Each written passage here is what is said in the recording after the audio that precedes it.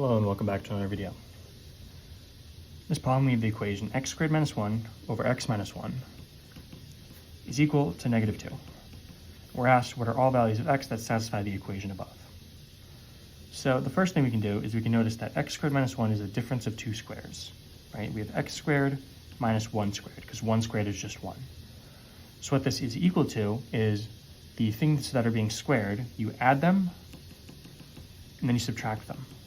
Right, the difference of two squares is equal to the sum of the two individual parts plus the difference between them. So this is equal to x plus 1 times x minus 1. This is over x minus 1. And this is equal to negative 2. So now we have x minus 1 in the numerator, we have x minus 1 in the denominator, and now therefore we just have x plus 1, once these cancel out, is equal to negative 2. Subtract 1 from both sides. These cancel out, and we get x is equal to negative 2 minus 1, which is negative 3.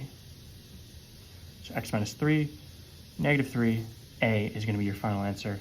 As always, thank you for liking and subscribing, and I'll see you in the next video.